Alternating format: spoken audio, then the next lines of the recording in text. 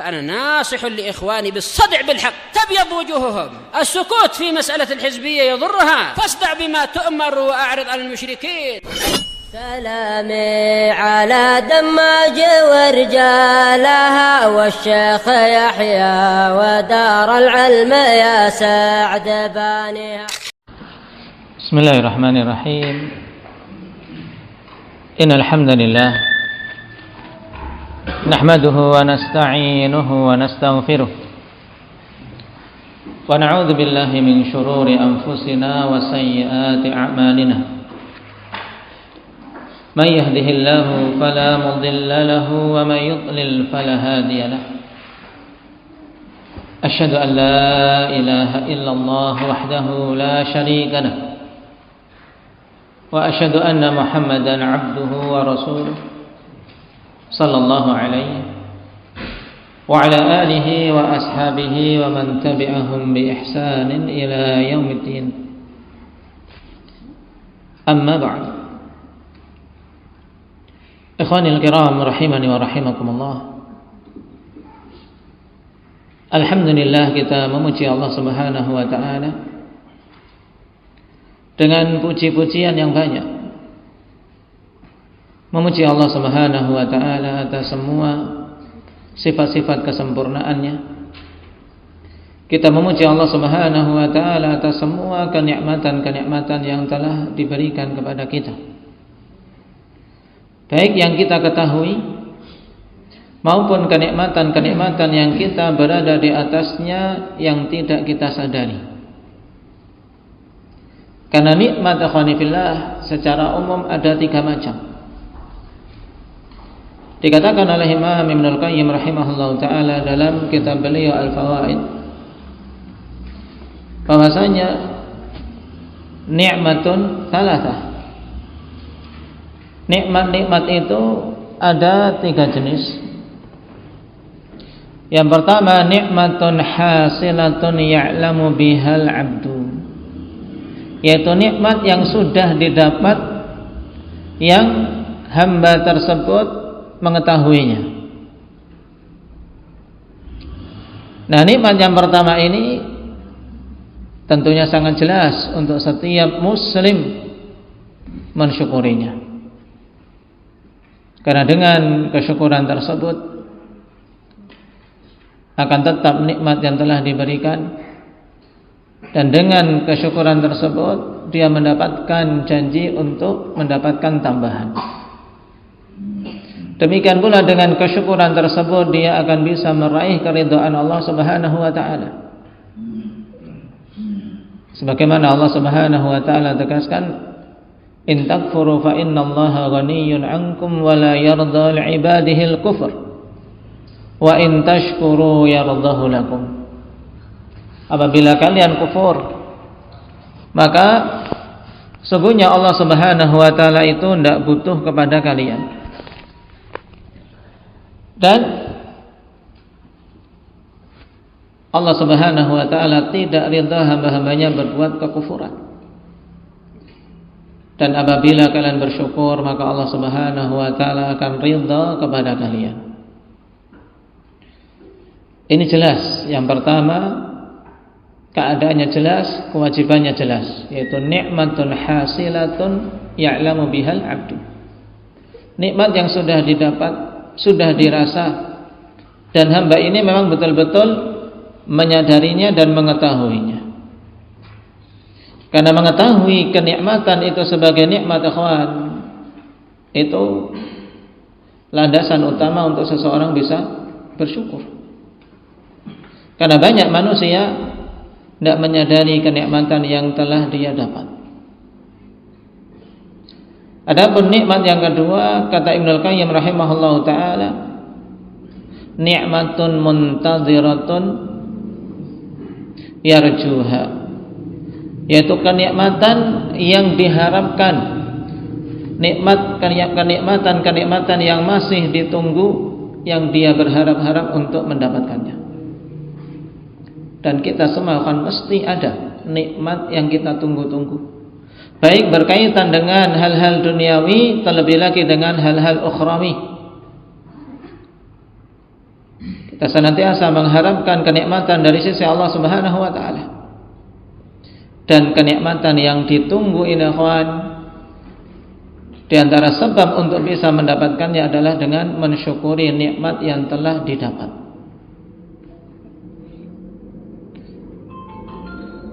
Dan jenis yang ketiga, nikmatun huwa fiha la yash'uru biha.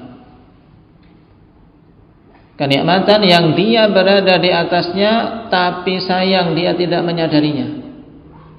Dan banyak manusia terkait nikmat jenis yang ketiga ini tidak mampu menunaikan kesyukuran.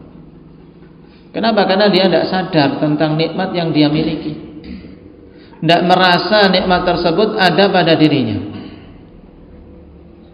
Oleh karena itulah akhwan, senantiasa dan terus menerus kita ingatkan tentang perkara kesyukuran, untuk kita betul-betul menyadari kenikmatan yang Allah Subhanahu wa taala berikan kepada kita itu sungguh sangat besar. Nikmat-nikmat yang ada saja sungguh luar biasa. Seandainya kita istiqamah di atas nikmat tersebut dan Allah Subhanahu wa taala tetap memberikan nikmat ini sampai hayat kita, maka sungguh kita ini betul-betul di atas keberuntungan. Nikmat Islam dan nikmat sunnah yang dulu para salaf senantiasa memohon kepada Allah Subhanahu wa taala untuk dimatikan di atas kedua perkara ini, mati di atas Islam dan sunnah. Dan alhamdulillah pada kesempatan malam hari ini kita bisa bermajelis kembali di rumah, di antara rumah-rumah Allah Subhanahu wa taala, yang harapan kita semua sebagaimana Allah Subhanahu wa taala telah izinkan untuk kita berkumpul di rumahnya di muka bumi ini untuk kita bisa berkumpul kembali di negeri yang penuh dengan kemuliaan, di surganya yang Allah Subhanahu wa taala janjikan bagi orang-orang yang beriman. Ikhwani fillah rahimani wa rahimakumullah. Pembahasan kita pada malam hari ini berkaitan dengan perkataan Imam Al-Barbahari rahimahullahu taala tentang makhluk-makhluk Allah Subhanahu wa taala yang telah Allah tetapkan untuk kekal. Dan kita ketahui bersama kawan bahwa hukum asal bagi semua makhluk adalah al-fana, akan mengalami kehancuran, akan mengalami kematian, akan mengalami kemusnahan. Allah Subhanahu wa taala katakan kullu man 'alaiha fan, bahwasanya semua jiwa atau segala sesuatu bahkan itu padanya telah ditetapkan untuk fana, untuk mengalami kehancuran.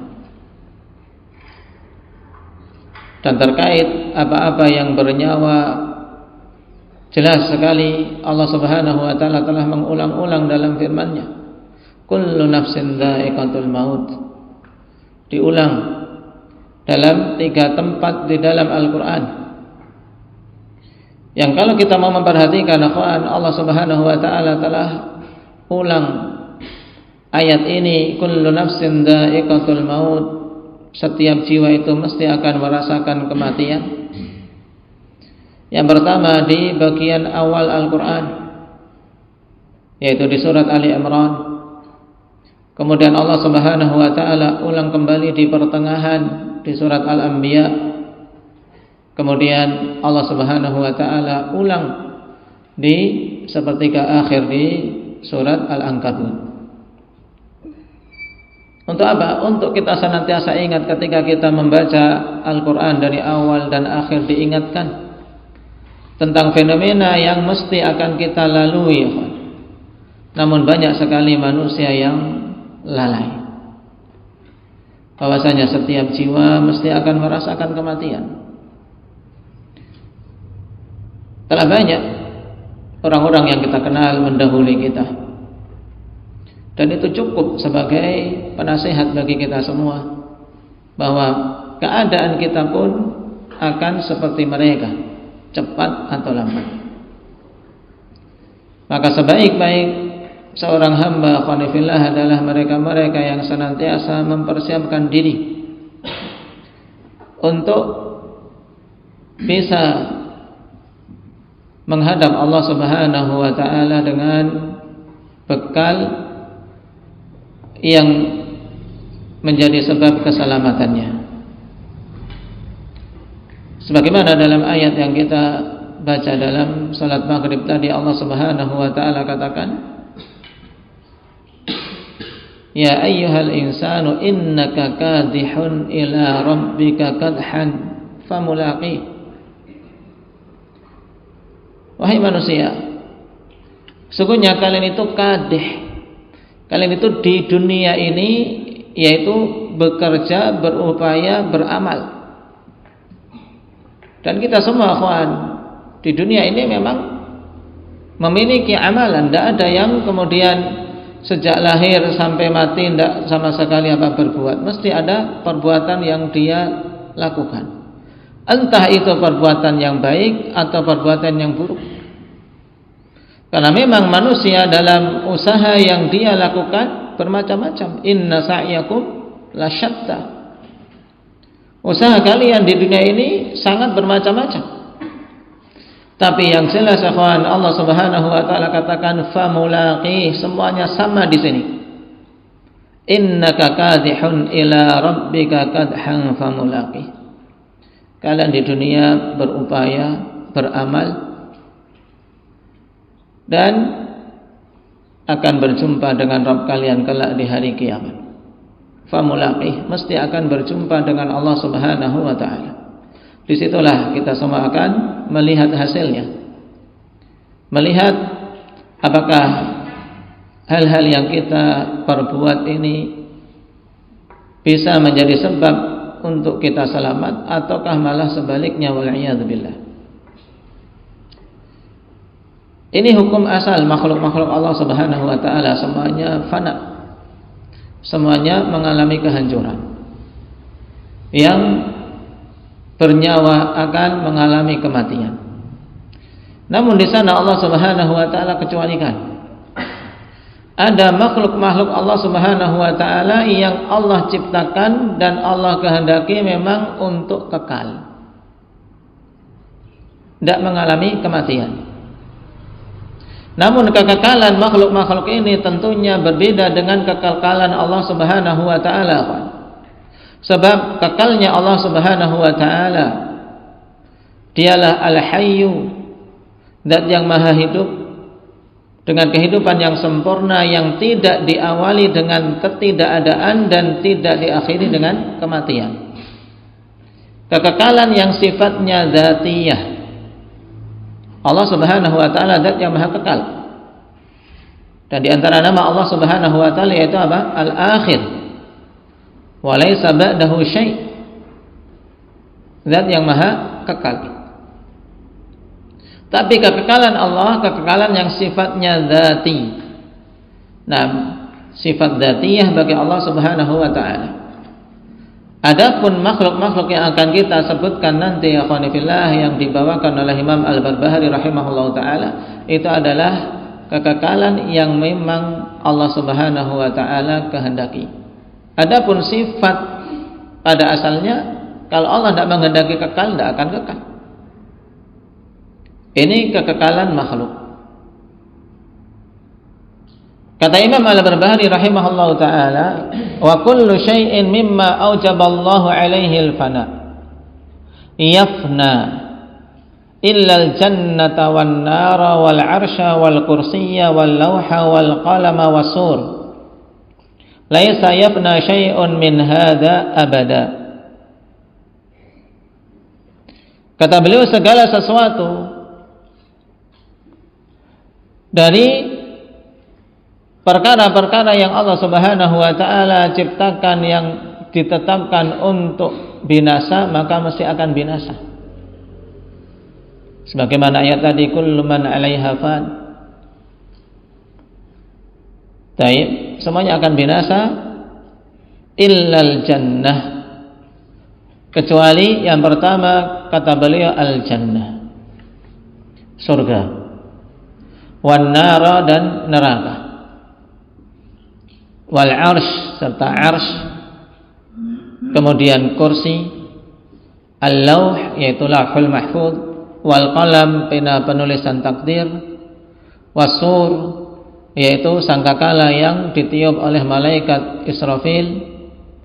Maka makhluk-makhluk ini tidak akan hancur selama-lamanya.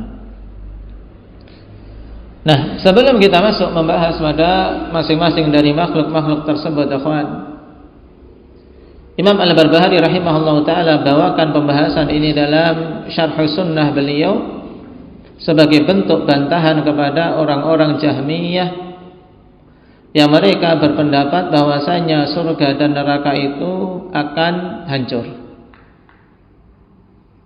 Jadi mereka berkeyakinan bahwasanya kelak setelah semuanya masuk ke dalam surga dan semuanya masuk ke dalam neraka dari penduduk neraka, maka setelah itu hancur semua. Nah, dan ini adalah pendapat yang batil, pendapat yang menyelisih dalil-dalil yang begitu banyak, di mana Allah Subhanahu wa taala tegaskan bahwasanya surga dan neraka adalah di antara makhluk-makhluk Allah yang memang ditetapkan untuk kekekalan. Nah, yang pertama tentang jannah, tentang surga,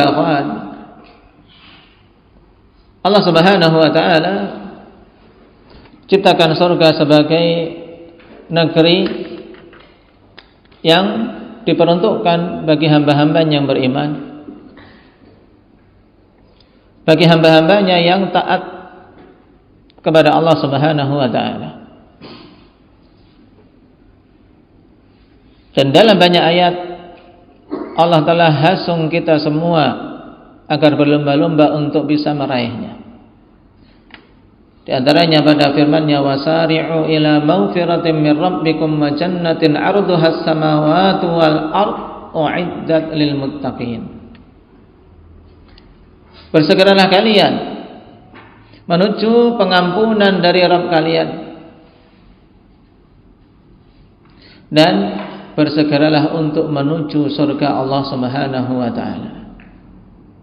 Yaitu maksudnya bersegera dalam beramal. Karena di antara perkara ikhwani fillah yang menjadi penentu untuk seorang bisa cepat dan lambatnya masuk ke dalam surga adalah amalan dia. Karena manusia dari kalangan kaum muslimin yang mereka mati di atas keislaman, kita yakin semuanya akan masuk ke dalam surga. Akan tapi masuknya ke dalam surga bermacam-macam. Nah, ada yang masuk bahkan tanpa hisab, tanpa azab. Ada yang masuk setelah rombongan-rombongan yang lainnya masuk. Dan bahkan ada yang tertahan di tempat yang namanya A'raf. Dan bahkan lagi ada yang terjatuh sebelum itu ke dalam neraka Allah Subhanahu wa taala. Baru setelah Allah izinkan untuk mendapatkan syafaah, maka mereka keluar dari neraka dan dimasukkan ke dalam surga. Bermacam-macam kondisi manusia. Dan yang menjadi penentu di antaranya adalah amalan dia. Maka dalam ayat ini Allah Subhanahu wa taala perintahkan wasari'u, bersegeralah kalian. Apalagi di zaman sekarang, kawan. Nah, di zaman yang betul-betul kita butuh bersegera. Kenapa? Karena kalau seorang tidak bersegera dalam beramal, sangat rentan untuk dia didahului oleh fitnah yang menyambar. Rasul sallallahu alaihi wasallam telah katakan, badiru bil a'mali fitanan taqita'il lailil mudlim. Yusbihu rajulu mu'minan wa yumsi kafira wa yumsi mu'minan wa yusbihu kafira yabi'u dinahu bi'aradin minad dunya. Bersegeralah kalian untuk beramal sebelum datangnya fitnah-fitnah. Jadi kita dalam beramal ini harus bersegera untuk apa? Berpacu dengan fitnah. Jangan sampai kalau kita lambat fitnah datang kita kena. Wal'iyadzubillah. Tapi ketika seorang hamba ini mubadarah bersegera, fitnah ketinggalan di belakang. Ini gambaran mudahnya dari makna yang diinginkan oleh Rasulullah SAW pada sabda beliau, badiru bil a'mali fitanan. Yang fitnah ini sangat berbahaya. Kalau sampai seorang lambat dalam beramal, bernanti-nanti, berakhir-akhir sampai Allah akhirkan dia menjadi santapan empuk fitnah yang datang. Nah, kaki ta'il lailil mudlim, seperti potongan-potongan malam yang gelap. Di mana contoh yang paling parahnya bagaimana fitnah memberi dampak bagi keselamatan seseorang, akhwan. Nabi sallallahu alaihi wasallam sebutkan seorang laki-laki di pagi hari dalam keadaan beriman, tapi sudah di sore harinya sudah kafir. Dan yang lainnya sore harinya dalam keadaan beriman, pagi harinya sudah menjadi kafir, wal'iyadzubillah. Tidak ada fitnah yang lebih besar dari seperti ini. Makanya butuh untuk mubadarah, untuk bersegera. Nah, baik itu dari fitnah syubhat maupun fitnah syahwat. Karena secara umum fitnah ini kembali pada dua jenis tersebut. Syubhat dengan berbagai macam kerancuan-kerancuan berfikir yang pada zaman sekarang, akhwani fillah, dai-dai penyeru kesesatan memiliki panggung yang sangat luas di dunia maya. Melalui internet semuanya bisa menyebarkan kesesatannya. Nah, dan sangat mudah tersebar, sehingga terkadang seorang ketika jauh dari majelis ilmu kemudian tergoda untuk berselancar di internet, mendapati perkataan-perkataan yang sesuai dengan hawa nafsunya, ikut. Apakah ikut dalam pemahaman filsafat atau ikut dalam pemahaman jihadi menurut penamaan mereka yang pada hakikatnya takfiri, atau ikut pada pemahaman-pemahaman yang lain yang menyimpang dari ajaran Rasul sallallahu alaihi wasallam, tapi mereka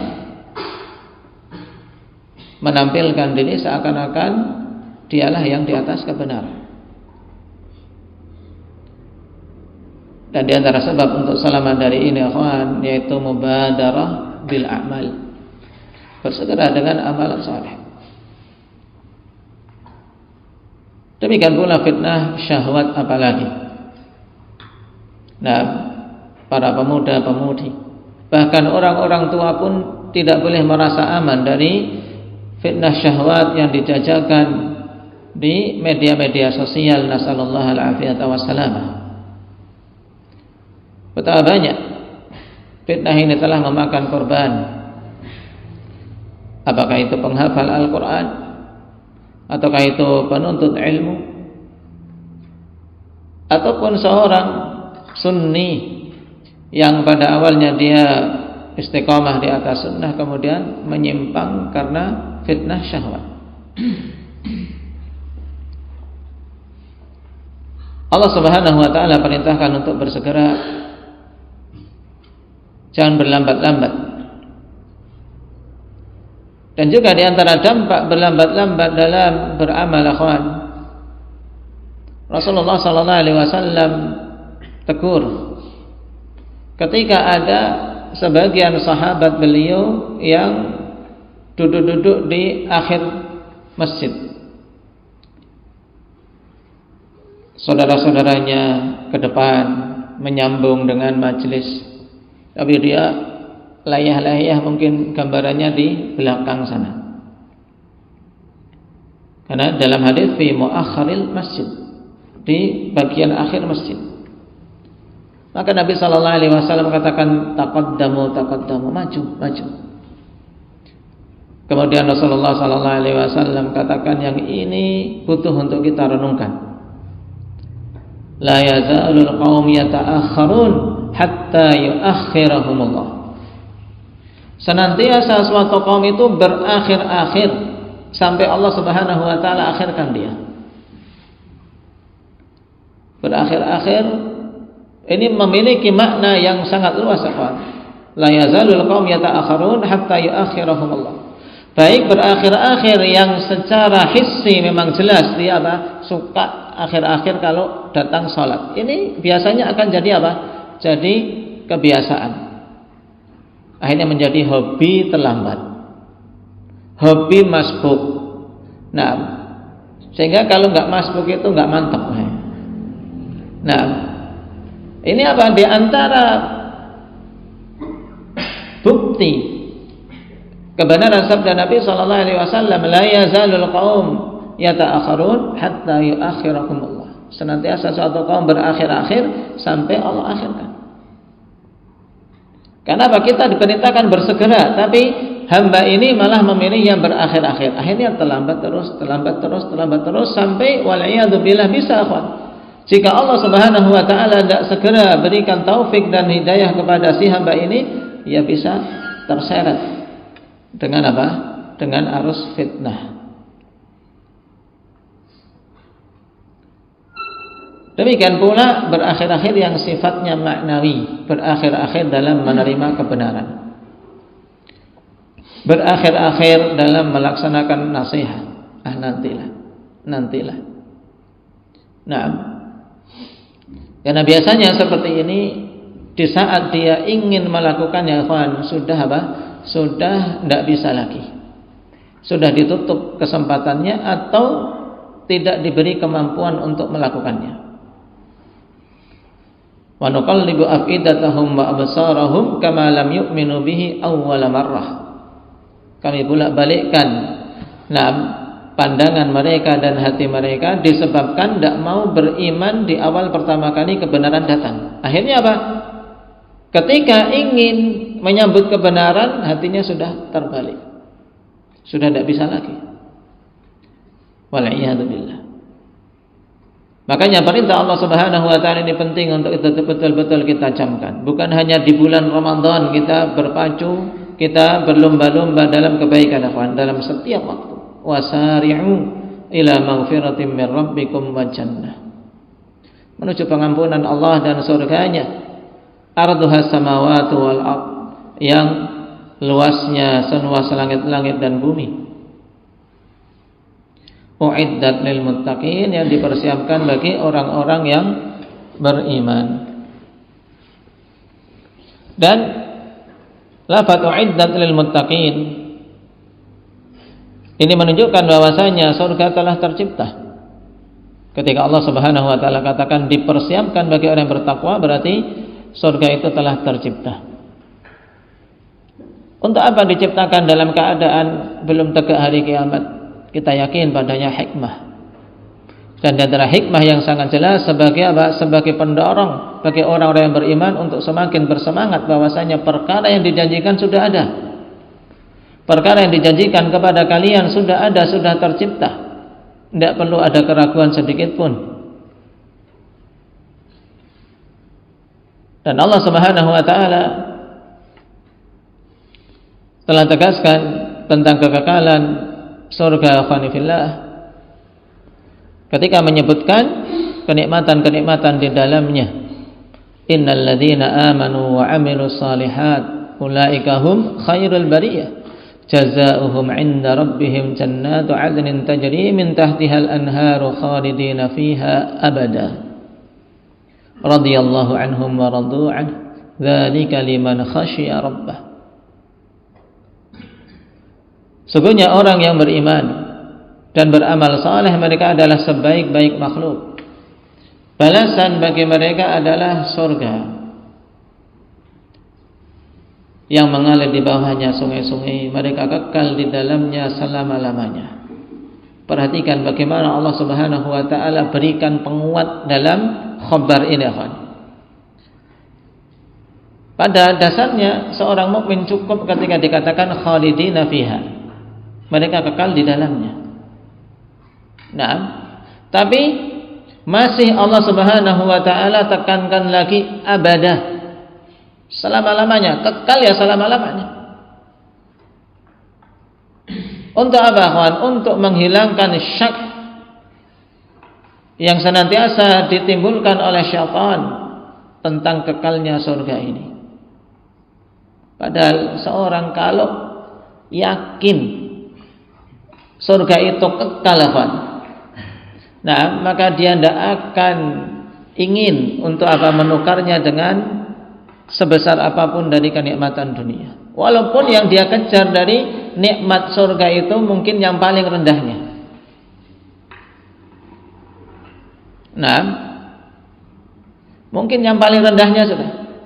Tapi sesuatu yang rendah biasa-biasa saja tapi kekal terus, kenikmatan itu terus walaupun yang paling rendahnya, itu tentunya lebih bagus dibandingkan sebuah nikmat yang dia dapat banyak tapi setelah itu terputus. Itu pun ternyata surga kenikmatannya tidak ada kenikmatan yang ecek-ecek, ya kan? Kenikmatan surga minimalnya apa? Penduduk surga yang paling rendah kenikmatan yang Allah Subhanahu wa taala berikan kepadanya apa? Ketika Rasulullah sallallahu alaihi wasallam menjelaskan ikhwan tentang adna ahlil jannati manzilah, yaitu penduduk surga yang paling rendah tingkatannya, yaitu seorang yang masuk ke dalam surga paling akhir. Nah, dia keluar dari neraka, ikhwan, dalam kondisi terkadang terjatuh, terjerembab, terkadang tersengat api neraka masih untuk keluar dari neraka ini. Kemudian Allah Subhanahu wa taala katakan kepadanya, atarda an takuna mithlu malikin min mulukid dunya. Apakah kamu rindu untuk mendapatkan sesuatu yang semisal dengan apa? Kenikmatan raja dari raja-raja di dunia. Ini orang sudah begitu lama di neraka dengan azab yang paling rendahnya, kakinya menempel di neraka, otaknya mendidih. Itu yang paling rendahnya, itu pun sudah diisi oleh Abu Talib. Berarti yang lainnya lebih dahsyat dari itu. Dan ini yang terakhir dikeluarkan. Allah Subhanahu wa taala tawari untuk apa? Untuk mendapatkan kenikmatan yang dimiliki oleh raja dari raja-raja dunia. Maka terheran-heran, merasa dipermainkan dalam artian atadhaku bi wa antal malik. Apakah engkau ya Allah mau menertawakan hamba dalam keadaan engkau adalah penguasa jagat raya? Kemudian Allah lipatkan lagi, untuk dia berangan-angan dengan kenikmatan yang dimiliki, yang dia inginkan. Kemudian setelah itu apa? Masih dilipat gandakan 10 kali lipat.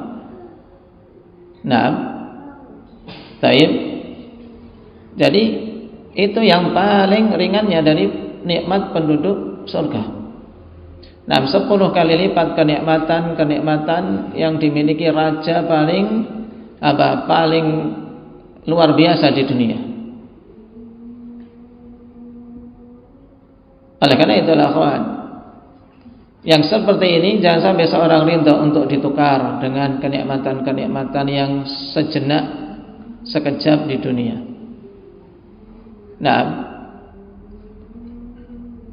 Adapun tentang neraka, nasallallahu al-afiyata wassalamah, maka neraka ini juga makhluk yang Allah Subhanahu wa taala tetapkan untuk kekekalan. Dan juga telah tercipta sebagaimana telah terciptanya surga. Sebagaimana ayat-ayat di mana Allah katakan uiddat lil kafirin, bahwasanya neraka tersebut dipersiapkan bagi orang-orang yang kufur kepada Allah Subhanahu wa taala. Nah, mengenai neraka inilah akhwan terjadi khilaf di kalangan ahli sunnah wal jamaah sendiri. Naam. Dan bahkan kalau memperhatikan khilaf yang ada pada manusia, pendapat-pendapat tentang abadiyahnya neraka ada sampai 8 pendapat. Taib. Ini kalau keseluruhan pendapat yang ada, bukan hanya di kalangan ahli sunnah saja. Ada yang mengatakan, yaitu seperti orang Khawarij dan Mu'tazilah, nah, bahwa siapa saja yang telah masuk ke dalam neraka, maka dia tidak akan pernah bisa keluar selama-lamanya. Nah, karena orang Khawarij tidak meyakini adanya syafaat, pokoknya sekali masuk neraka tidak akan keluar, dan semuanya yang masuk neraka menurut orang Khawarij dan Mu'tazilah kekal. Pendapat yang lain dari kalangan Ittihadiyah seperti Ibnu Arabi yang meyakini adanya apa? Nah, penyatuan antara apa? Al-Khaliq dan makhluk. Yang dalam istilah kita manunggaling kawula Gusti. Keyakinan sesat, keyakinan kufur. Dia meyakini bahwasanya yang masuk ke dalam neraka diazab, kemudian setelah diazab karena sudah terbiasa dengan azab tersebut, maka kemudian tabiatnya berubah. Akhirnya bisa menjadi nikmat. Taib. Nah, sudah menjadi terbiasa dengan api. Nah, akhirnya sudah menjadi makhluk api mungkin menurut dia, sehingga nikmat saja di dalam neraka. Dan ini jelas menyelisih dalil yang sangat banyak. Karena penduduk neraka akhwan yang kekal di dalam neraka, mereka tidak akan pernah merasakan kecuali semakin ditambah. Nah, siapa di antara antum yang tahu tentang ayat yang paling keras bagi penduduk neraka, yang memutus harapan mereka semua untuk dapat keringanan, apalagi untuk dapat keluar? Insyaallah semuanya sudah hafal. Mayoritas sudah hafal di juz 30. Nah, lah ini tidak menunjukkan mereka berkaitan dengan adab. Mereka cuma berangan-angan bisa menjadi bisa menjadi debu, menjadi tanah yang tidak disiksa. Nah, siapa?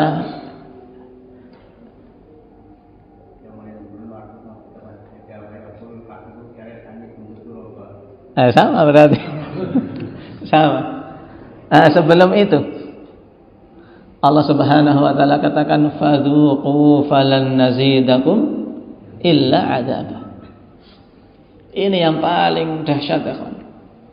Bagaimana tidak Allah Subhanahu wa taala katakan fadzuqu, rasakanlah oleh kalian, dan kami tidak akan menambahkan untuk kalian kecuali azab. Jadi hari-hari yang dilalui oleh orang-orang kafir, orang-orang yang ditetapkan kekal di dalam neraka, setiap harinya tidak ada tambahan kecuali azab. Nah, tidak diringankan. Nah, taib. Mereka minta yukhaffif anna yawman minal azab, minta sehari saja untuk diringankan azabnya. Tidak ada yang namanya keringanan azab, tidak ada libur. Azab di neraka itu tidak ada yang namanya liburan. Nah, tapi setiap saat ditambahkan azab untuk mereka. Maka ini dikatakan oleh para ulama ayat yang paling keras terhadap penduduk neraka. Falan nazidakum illa azaba. Kami tidak akan menambah untuk kalian kecuali azab. Berarti keadaan penduduk neraka semakin lama di neraka semakin bertambah azabnya. Maka sangat jelas bantahan untuk Ibnu Arabi sang kafir ini, yang mengatakan kalau semakin lama di neraka nanti akan berubah tabiatnya menjadi sesuatu yang panas tadi menjadi nikmat. Nah, pendapat yang ketiga mengatakan mereka diazab di neraka ikhwan dalam waktu yang telah ditentukan. Nah, kemudian dikeluarkan dan diganti dengan kaum yang lain. Baik, dan ini pendapat orang-orang Yahudi. Nah, karena mereka meyakini tidak apa-apa untuk tidak menyambut seruan Nabi Muhammad SAW dalam keadaan mereka tahu itu seruan kebenaran. Dan alasannya waqalu lan tamassana an-naru illa ayyaman ma'dudah. Kami tidak akan disentuh neraka kecuali waktu yang sebentar saja, hari-hari yang bisa dihitung. Tidak apa-apalah daripada gengsi menerima dakwah Nabi Muhammad SAW. Mereka orang yang sombongnya bukan main. Tahu Nabi kita adalah membawa kebenaran, tapi karena sombong dan hasad enggan untuk menerima berita dari Rasul SAW dan beriman terhadap risalah beliau. Di sana dia berpendapat lagi bahwasanya semua penduduk neraka akan dikeluarkan dari neraka, kemudian dikosongkan. Dan ini juga batil, karena konsekuensinya berarti orang-orang kafir mereka akan dikeluarkan dari neraka. Dan pendapat yang hak yaitu pendapat ahli sunnati wal jamaah bahwasanya Allah Subhanahu wa taala akan mengazab orang-orang kafir dan orang-orang musyrik syirik akbar kekal di dalam neraka, sedangkan hamba-hamba dari kalangan kaum muslimin yang melakukan dosa-dosa besar yang Allah Subhanahu wa taala kehendaki untuk diazab sebagai hukuman atas dosa yang dilakukan, maka mereka akan dikeluarkan dari neraka dengan syafaat.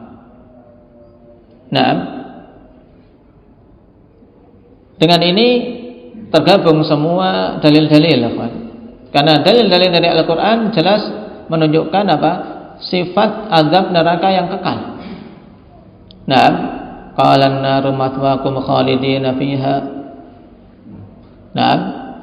Neraka adalah tempat kembali kalian dan kalian kekal di dalamnya. Tapi Allah isyaratkan di dalamnya illa masya Allah. Inna rabbaka hakimun alim. Kecuali orang-orang yang Allah kehendaki untuk dikeluarkan. Maka di sini diterangkan oleh Rasulullah SAW dalam banyak hadis tentang dikeluarkannya hamba-hamba Allah dari neraka dengan syafaatnya. Yaitu dari kaum muslimin yang meninggal di atas keislaman tapi membawa dosa-dosa besar yang dia belum bertobat darinya. Karena keadaan mereka di bawah kehendak Allah, jika Allah menghendaki bisa diampuni tanpa dihukum di neraka.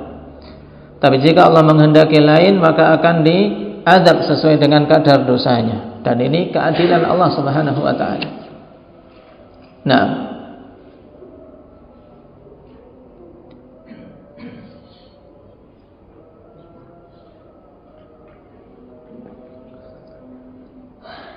Ini tentang dua makhluk tersebut, akhwan, al-jannah wan nar.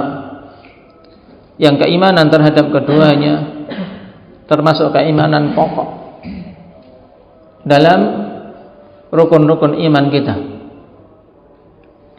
Karena itu adalah bagian dari yaumul akhir, pemberhentian terakhir bagi setiap manusia. Allah Subhanahu wa taala telah katakan fariqun fil jannati wa fariqun fis sa'ir. Hanya ada dua golongan. Golongan di dalam surga dan golongan di dalam neraka yang menyala-nyala. Tinggal kita mempersiapkan diri. Jika kita merasa tidak mampu untuk menahan betapa panasnya api di neraka, ikhwan, maka butuh berjuang, butuh berusaha. Nah, taib, karena surga dilingkupi dengan hal-hal yang tidak disukai oleh jiwa. Kalau kita tidak berusaha untuk mendobrak agar jiwa ini menjadi cinta terhadapnya, maka sulit. Hujibatil jannatu bil makarih wa hujibatin naru bisyahawat. Ketika malaikat diperintahkan oleh Allah untuk menengok surga setelah diciptakannya surga dengan kenikmatan yang tiada tara, maka malaikat mengatakan, ya Allah, tentu tidak ada seorang pun dari hamba-Mu yang mendengar tentang surga ini yang tidak ingin untuk memasukinya. Nah, kemudian Allah Subhanahu wa taala berikan hijab penutup untuk surga ini dengan hal-hal yang tidak disukai oleh jiwa. Kemudian malaikat diperintahkan untuk menengok lagi. Maka ketika menengok yang kedua kali ke surga ini, kembalilah malaikat menghadap Allah Subhanahu wa taala kemudian menyampaikan, ya Allah, aku sangat khawatir tidak akan ada orang yang bisa memasukinya. Kenapa? Karena banyaknya ujian.